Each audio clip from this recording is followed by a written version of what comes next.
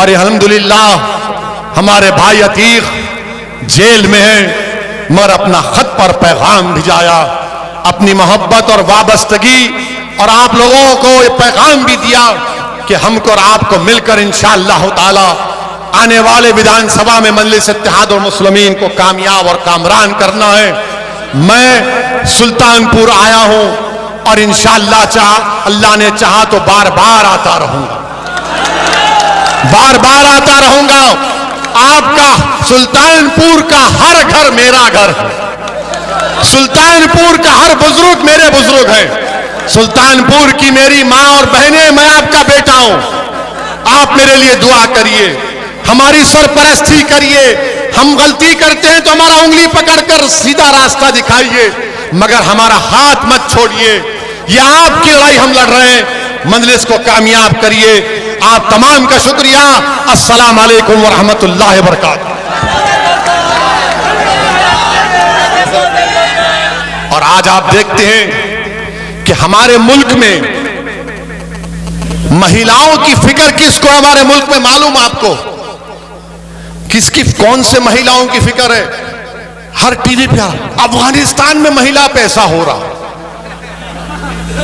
अफगानिस्तान में ऐसा। अरे कानपुर में जो हुआ उसके बारे में नहीं बोलोगे? लखनऊ से करीब कानपुर, उत्तर प्रदेश की राजधानी से करीब कानपुर, एक मुसलमान है, उसको मारा और पीटा जा रहा है। तस्वुर की दुनिया में तुमको लेकर जाना चाहता हूं।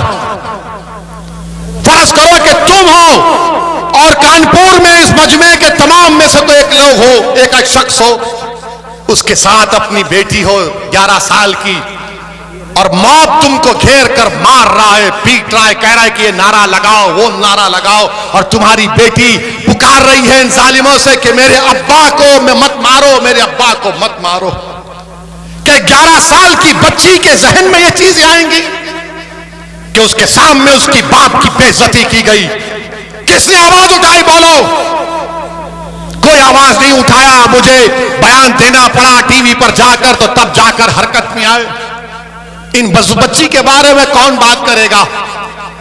कौन बात करेगा उस बच्ची के बारे में? मेरे अजीज दोस्तों और बुजुर्गों, इस मुल्क की आजादी में, जैसा मैंने कहा कि सन 57 की जंग आजादी में हमने हिस्सा लिया, हमारे उलमाओं ने जिहाद का फतवा दिया। अल्लामा फजल खैराबादी की कुर्बानी को कोई सुबह क़यामत तक नहीं बुला पाएगा इंशाअल्लाह। वहीं पर चौरी चौरा का वाकया हुआ था, एक पुलिस स्टेशन पर हमला हुआ। आपको मालूम वो चौरी चौरा जिसका वाकया हुआ, जिसको हमारे मुल्क के प्रधानमंत्री ने कहा था कि इसको बच्चों को पढ़ाना चाहिए, मगर प्रधानमंत्री ये बोलना भूल गए कि चौरी चौरा का वाकया अगर किसी ने शुरू किया तो उसका नाम अब्दुल्ला चुड़ीहार था, उसका नाम अब्दुल्ला चुड़ीहार था। वो मनीहार बरादरी का था, और वही लोगों ने, उनको सजा हुई थी, जिंदगी बर्बाद हो गई, मगर मुल्क के लिए कुर्बान किया। और वही मनीहार बरादरी का तस्लीम नामी शख्स मध्य प्रदेश इंदौर में चूड़ियां बेचने जाता है, तो उससे कहा जाता है तेरा आधार कार्ड क्या है, तेरा नाम क्या है?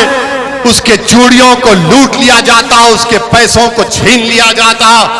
बताओ मोदी जी, क्या यही चौरी चौरा के मुजाहिदीन को खराज अकीदत आप पेश कर रहे हैं कि अब्दुल्ला चूड़ीहार का जानशीन, उसकी नस्ल का तस्लीम पर मारा गया उसको? बताइए आप मेरे अजीज दोस्तों और बुजुर्गों, मेरे अजीज दोस्तों और बुजुर्गों, बड़े जुल्म के वाकयात हमारे मुल्क में हो रहे हैं, जिसको देख कर अगर आंख में आंसू नहीं आएंगे तो याद रखो तुम इंसान कहलाने के लायक नहीं हो। कभी एक फकीर है तो उसको मारा जाता है कि तूने क्यों भीख मांगी। खुर्शीद का वाकया यहां पर हुआ नहीं हुआ, खुर्शीद अहमद का वाकया सुल्तानपुर में हुआ, और सबसे पहले वहां पर हमारे अकरम बेग साहब और सरफराज साहब पहुंचे। ये जुल्म के वाकयात हमारे पर इस प्रदेश में और पूरे मुल्क में हो रहे हैं। मेरे अजीज दोस्तों और बुजुर्गों, मैं आपको सिर्फ यही बताना चाहता हूं कि डरने और घबराने की जरूरत नहीं है। याद रखो, भारत का संविधान आपको इस बात की इजाजत देता है कि आप अपने मजहब पर चलें। आपको मजहबी आजादी दे दी गई है। आप अपने मस्जिदों को आबाद रखें।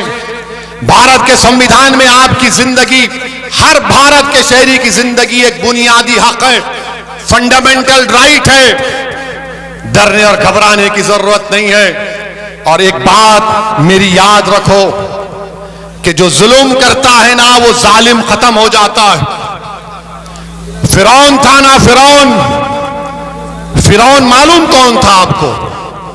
फिरौन एक बादशाह था, जुल्म करता था और अपने आप को खुदा कहता था।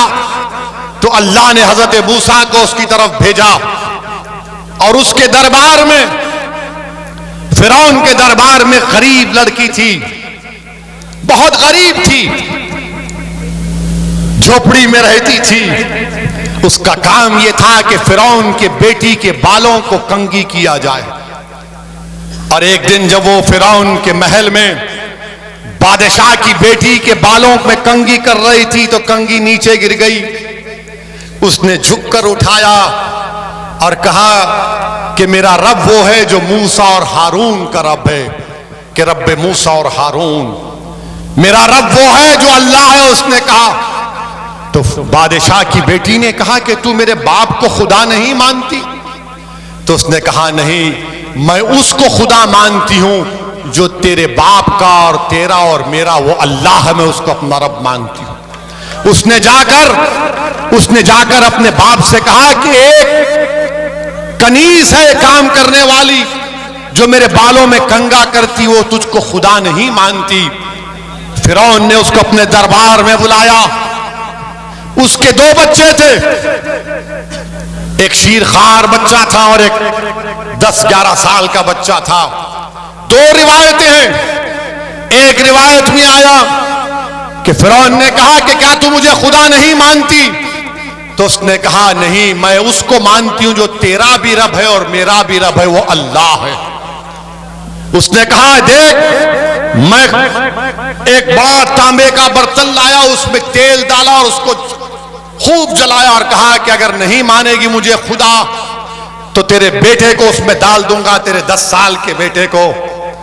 उसने कहा कि मैं तब भी तुझे अपना रब नहीं मानूंगी, मेरा रब वो है जो तुझे और मुझे और सारी कायनात को बनाया, अल्लाह। उस जालिम फिरौन ने उस बच्चे को उसकी मां के हाथ से छीन कर तेल में डाल दिया। वो बच्चा फौत हो गया। फिर पूछा, बोल अब क्या बोलेगी? तो उसने जब देखा कि बच्चे की हड्डियां सामने आ गई, उसकी आंख से आंसू निकलना शुरू हो गए, तो बादशाह फिरौन ने कहा, अब तू डर गई, अब मान ले मुझे खुदा, तेरे आंख में आंसू आ गए।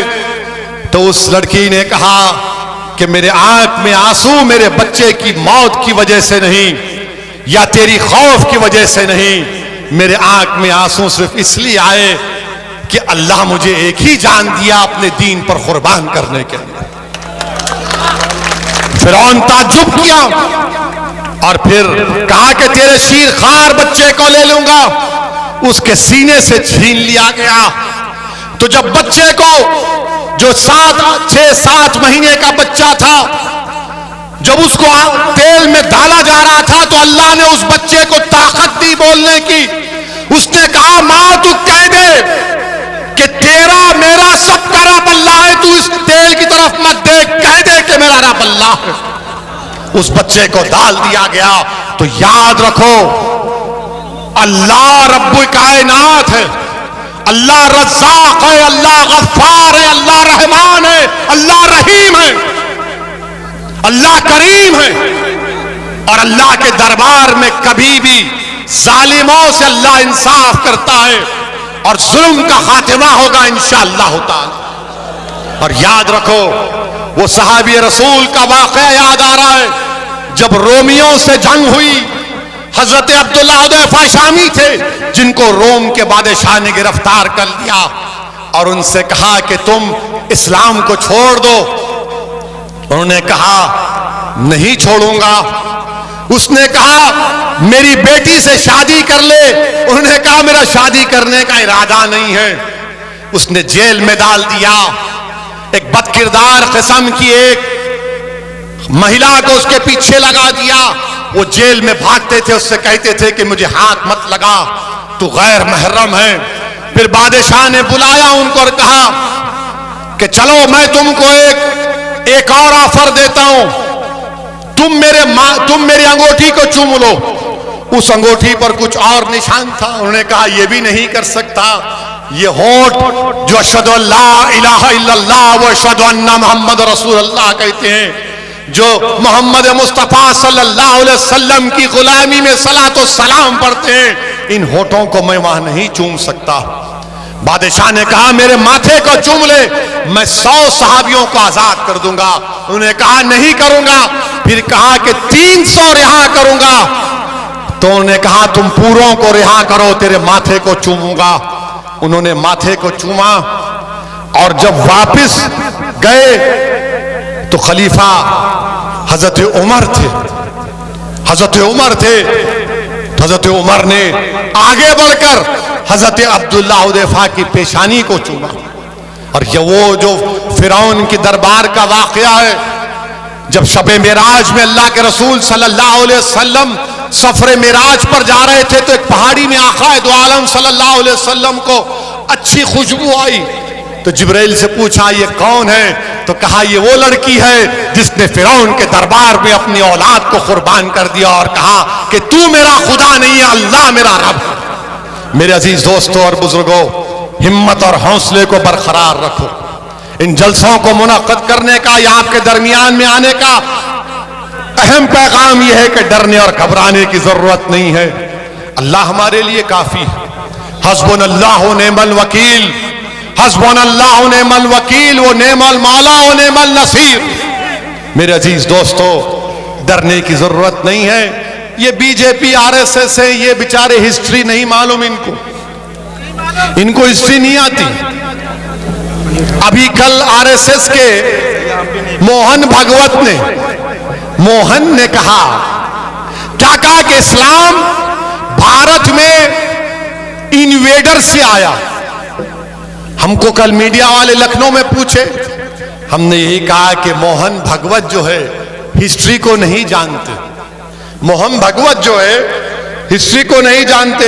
हमने उनसे कहा कि इस्लाम इस मुल्क में बादशाहों की वजह से नहीं आया। इस्लाम इस मुल्क में आया तो सूफियों की और तिजारत करने वालों की वजह से आया। और हमने उनको मोहन भागवत से हमने पूछा कि इस्लाम अगर आया तो वेस्ट कोस्ट में आया। और किसने कहा मालूम आपको? इस्लाम बादशाहों से इस्लाम भारत में नहीं आया। किसने कहा मालूम आपको? मालूम? मोदी जी ने कहा।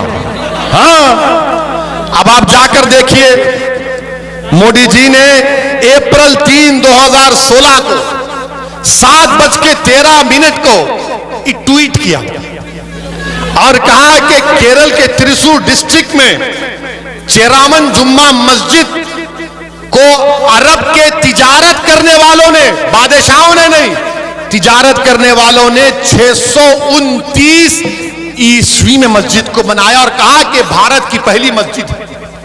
मोदी जी, आप झूठ बोल रहे हैं या मोहन भागवत झूठ बोल रहे हैं?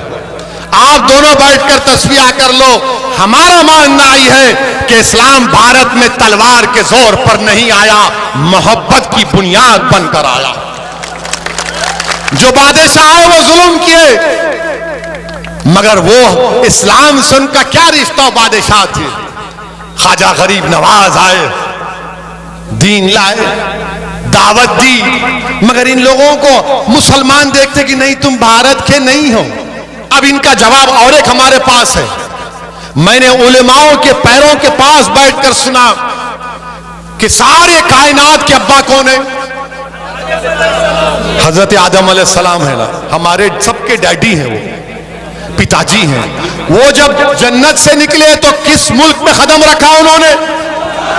किस मुल्क में रखा? भारत में रखा। तो ये बाप की सरजमीन हुई नहीं हुई? हुई ना।